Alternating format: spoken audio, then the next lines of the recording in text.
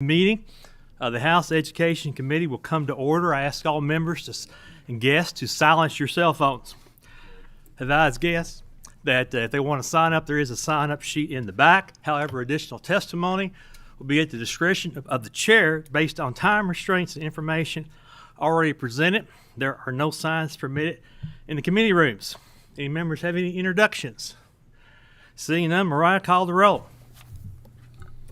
Representative Ballman, Present. Representative Bojanowski, Representative Brown, Representative Emily Callaway, Present. Representative Josh Callaway, Present. Representative Decker, Representative Doan, Present. Representative Jackson, Present. Representative Lewis, Here. Representative Massaroni, Present. Representative McCool, Here. Representative Rayburn, Here. Representative Rawlings, Here.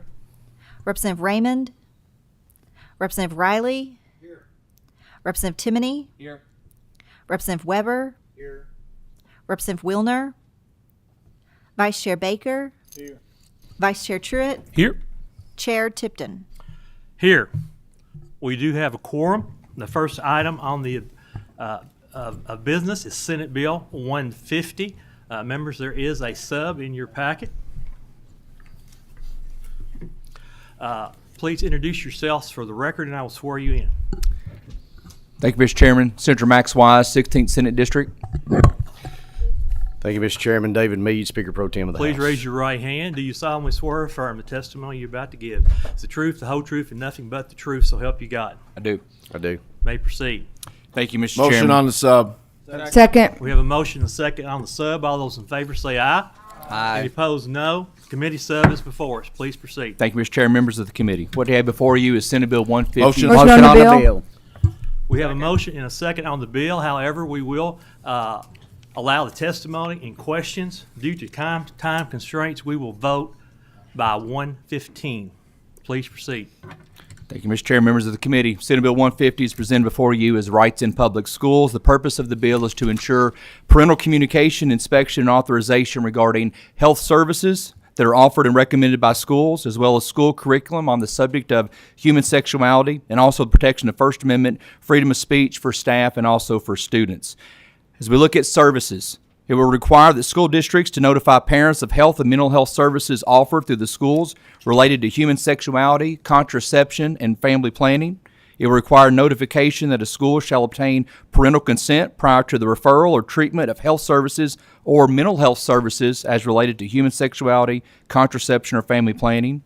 And it would reinforce 2 KRS statutes regarding the duty of school personnel to report abuse or neglect if they have reasonable cause to believe there is a risk of injury to the student. In the identity, the Kentucky Department of Education or the Kentucky Board of Education shall not recommend policies to keep confidential any student information from a parent. The Kentucky Department of Education or the Kentucky Board of Education shall not require or recommend policies for student use of pronouns that do not conform to the student's biological sex. A local public school board must adopt policies encouraging students to discuss such issues with their parents and shall not adopt policies that keep confidential any student information from parents. However, nothing prohibits school personnel from withholding information if there has been past history or conduct indicating potential abuse by the parent. Also, the local school board shall not mandate that school personnel or students must use a student's non-conforming pronoun. As it relates to curriculum, the local school board policy must include that children in grades 5 and below do not receive any instruction through curriculum or programs on human sexuality or sexually transmitted diseases. Any child, regardless of grade level, shall not receive any instruction or presentation that has a goal or a purpose of students studying or exploring gender identity, gender expression, or sexual orientation. A policy to notify a parent in advance of at least 2 weeks and obtain the parent's written consent before the parent's child in grade 6 or above receives any instruction through curriculum or programs on human sexuality or sexually transmitted diseases authorized in the section. Nothing prohibits discussion of human sexuality that provides context within approved curriculum, nor prohibits related student questions. In the last section, in terms of curriculum, it will require parents' access, review, and consent before any well-being assessment or survey is administered to a student. The last thing in Senate Bill 150, student privacy rights as relates to establishing that parents have an expectation and students have rights for privacy of undressing in front of members of the opposite biological sex. The local school boards must develop privacy policies aligned with these expectations and privacy rights regarding restrooms, locker rooms, or shower rooms. If a student asserts that their gender is different from their biological gender, may request in writing and shall be granted a reasonable accommodation to use a separate facility. Mr. Chairman, as it relates to Section 4 of the committee sub as presented, I'm going to let Representative Meade handle that. Thank you, Senator Wise. Thank you, Mr. Chairman and members of the committee. Section 4, I'll start there. What it says is no healthcare provider shall perform surgery on a minor for the purpose of changing their sex, shall not administer puberty blockers or hormones for the purpose of changing a minor's sex. It exempts surgeries for those diagnosed with sexual development disorder. If a licensed healthcare provider violates this section, they shall have their license revoked after the appropriate hearings with the board. It allows for civil action to recover damages from injuries suffered as a result of violating this section before the latter of the date the person reaches the age of 30 or within 3 years from the time the person discovered the injury or damages. And the last thing is it allows a healthcare provider to conduct services at any time to assist a patient in detransition from a drug or hormone. That's what the bill does, Mr. Chairman. Any members have any questions? Do we have anyone signed up to speak in the public? I see Representative Raymond has her hand up. Representative Raymond, I recognize you, please. Would you please turn your microphone on? Representative Meade, I need that one more time, please. Okay. The language that was used in here is the last 2 pages, really, 3 pages. And this is a much more condensed version of House Bill 470. It does not have the extensive definitions and those things in it. This is the South Dakota model that is very similar to some other states that have used it. Section 4 says no healthcare provider shall perform surgery on a minor for the purpose of changing their sex, shall not administer puberty blockers or hormones for the purpose of changing a minor's sex. Exempt surgeries for those diagnosed with sexual development disorder. If a licensed healthcare provider violates the section, they shall have their license revoked after the hearings with the board, proper hearings with the board. Allows civil action to recover damages from injuries suffered as a result of violating this section before the latter of the date the person reaches the age of 30 or within 3 years from time the person discovers the injury or damages. And then the last thing is it allows a healthcare provider to conduct services at any time to assist a patient in detransition from the drugs or hormones. Representative Wilner. Thank you. This is a lot to absorb very quickly, and I'm doing my best here. Can you let me know what medical or mental health organizations you may have, and also have you consulted with parents of transgender kids or non-binary kids? We've had all these discussions on the floor. It's the same discussion as 470. So whoever was talked with in 470 was talked with us in this one.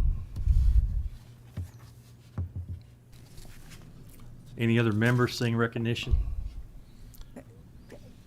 Can I just clarify? 'Cause Go ahead. You have a brief follow-up? Very brief. I think I remember those discussions and that there really was no consultation with mental health professionals or with trans families. Is that so? No subsequent conversations have taken place since that time. Actually, I think if you watched the committee or were in the committee, you would have seen the testimony from certain doctors and certain mental health professionals. So yes, there were some consulted. Thank you. I have a question from Representative Bojanowski. May I speak on the bill? Please proceed. This additional language in Senate Bill 150 goes against the American Medical Association, the American Psychological Association, the American Academy of Pediatrics. How can you change what's guidelines and guidance by our preeminent medical boards? And I mean, even to the point of not allowing a child to have puberty blockers. I just don't understand. I think that, as you saw also in testimony on the floor and in committee, that there is evidence that this is harmful to children. And that's our job, is to protect children, and that's what we're doing here. We do have a follow-up question from Representative Raymond. I'll remember when we are on a time constraint. Thank you. I have a question about the very last page, the weaning off of medications that young people are on already, approved and prescribed by a mental health professional and a medical doctor. In a previous bill, it said there was I can't remember, 6-month period or something of weaning. This one says that a healthcare provider may institute a period during which those medications can be systematically reduced. So there's no specification of that period, correct? That's correct. And then how would a doctor or a patient need to approve that? That we've left that up to the medical professionals in this. They can approve it on their own, and they can, whatever they feel the diagnosis is and however long it takes to get that person off of that is what they can do. And to clarify, they'd be able to continue writing prescriptions If it is for the in the purpose of course detransitioning, in the yes. course of treatment. Yes.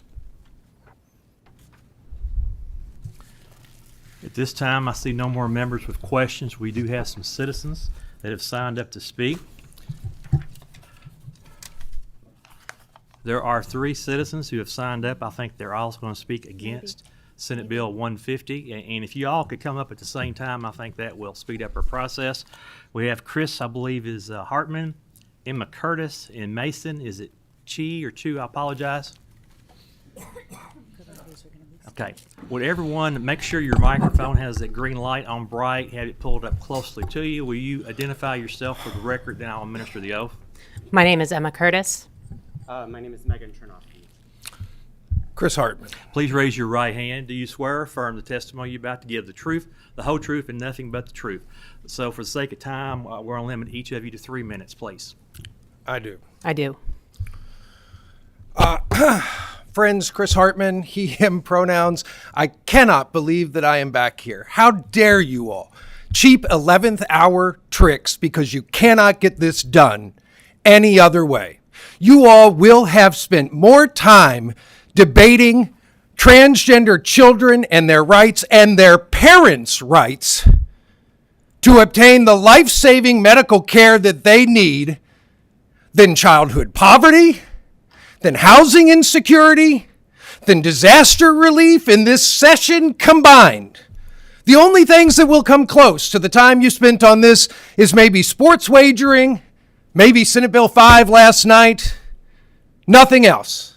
This is the most pressing issue in our Commonwealth right now. Denying parents' rights to obtain medical care for a population that is less than 1% of this Commonwealth's entire population. How dare you? You're going to kill kids. Their blood will be on your hands. Shame on every one of you for doing this. Overruling parents' rights. The party of small government, reaching further into people's personal decisions than I have ever seen before. And all of your studies are junk science. I've sent you a dozen U.S. studies, not Swedish studies, that show the medical effectiveness and the life-saving care that this is. And this is what you're going to spend your time doing on your last working day of the legislative session. You will be judged.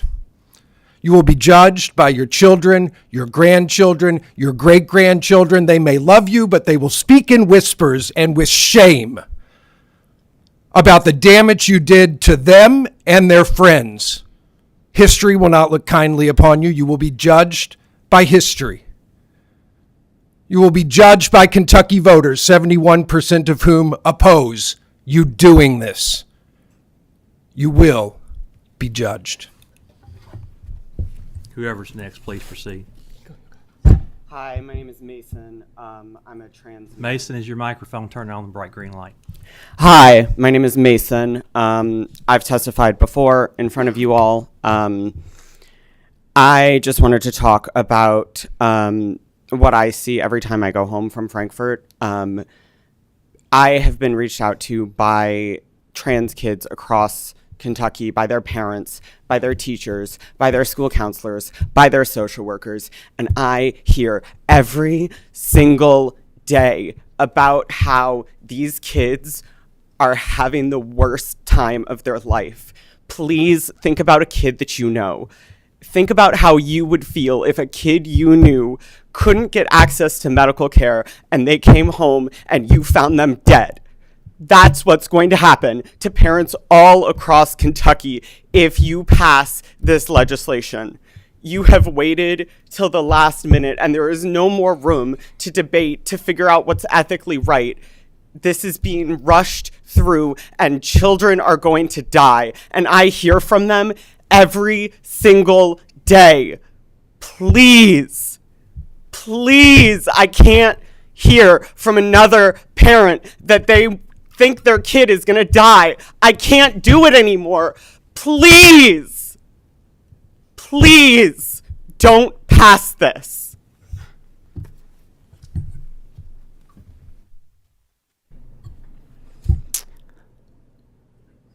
As you all probably know, I have also been here testifying. I have been here following this bill, 470, in all of its myriad of Frankenstein horrific forms. I was here until 11 o'clock last night watching the floor go back and forth because there is no consensus within the Republican Party on whether or not this is the right thing to do. I can tell you, based on the consensus of the entire scientific and medical community, what you are doing is wrong. You have heard from detransitioners who have experienced horrible things. I'm not going to deny that. You have not heard from a single Kentucky detransitioner, except for right now. I detransitioned. I detransitioned when I was 18 years old because I was ashamed, I was scared, and I believed that I was going to be on the receiving end of violence from those around me. And it is terrifying now to think that kids like me are going to be sitting and receiving violence from their government. I did not detransition because I am not a woman. Clearly, I've been able to successfully retransition. And guess what? After I detransitioned, I attempted suicide. These aren't statistics. These are people, and I am a person sitting before you. I have been in many of your offices, and you have told me personally, this bill goes too far. And it is utterly, utterly infuriating, shameful, and embarrassing to be here at the last second as you try to shove this through. The Swedish study that you keep referencing, its own author has come forth and said, this study has been misinterpreted. It is not against gender-affirming care, and that same Swedish clinic still offers and recommends gender-affirming care. You've heard from the American College of Pediatricians. Guess what? They're not a medical organization. They are a lobbying group. They were founded 20 years ago to fight gay adoption. You are going to take the words of out-of-state lobbyists over the words of every single medical organization in the world, including the Kentucky Medical Association, and you are going to put providers in a position where they can either provide the ethical standards of care to their patients or become a felon. Shame on you. There is no excuse. This is reprehensible, and I can guarantee you right now, if you pass this, this will go down in history. You will be on the wrong side of history, just like those who voted to keep things segregated against black people. This is wrong. For those of you who vote yes, honest to God, may God have mercy on your souls. I genuinely cannot fathom why we are still here debating this. And guess what? I'm going to take a second and say to any trans kid out here watching this, this is not how your government should work. This is not how your government does work. There are people here every day fighting for you to be seen as you are, to be respected, to be loved, and to have a place in this Commonwealth. And this Commonwealth belongs to you too. And for the love of God, I know one day I will see you sitting up here instead of these people. Shame on you. I would thank you for your time, but I am honest to God so embarrassed, ashamed, and for the first time in my life, I wish I was not a Kentuckian.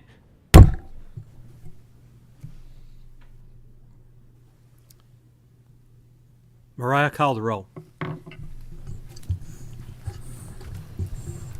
Representative Baker, Yes. Representative Bauman, Yes. Representative Bojanowski, No. Representative Brown, I want to explain my vote briefly, please. Please proceed. Testimony yesterday and today, last night, late last night, my vote is no, and I cannot fathom doing what we're doing. I was walking through the halls last night as I was going to my office, and the 18 of us that voted against this bill, 471, it was, I mean, we were called all kinds of things, and there has to be a level of respect for all sides and all opinions in these discussions. And I was quite honestly offended, but I kept walking and walked into my office because I did not want to have a confrontation, verbally or physically, with colleagues of mine on the House floor. I am not a derelict. I am not a person that does not care about people deeply. All of us, regardless of which party we're from and what our ideology is. And to be called something that I'm not was not kind, and it was not good for me. But I kept walking. And the people that said that are some people that are on the floor across the hall from me. And it is really not beneficial to call folk names. Thank you, Mr. Speaker. Representative Emily Callaway, Yes. Representative Josh Callaway, Yes. Representative Decker, Yes. Representative Doan, Yes.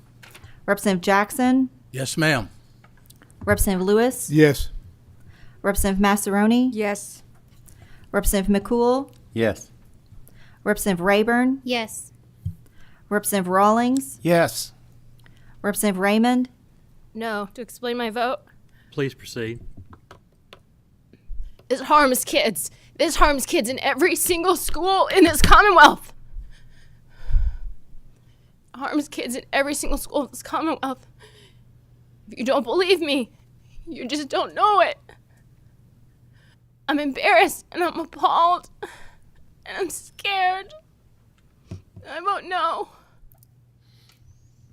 Representative Riley, Representative Timoney, No. Representative Truitt, Yes. Representative Weber, Yes. Representative Wilner, No. Chair Tipton. Chair votes aye.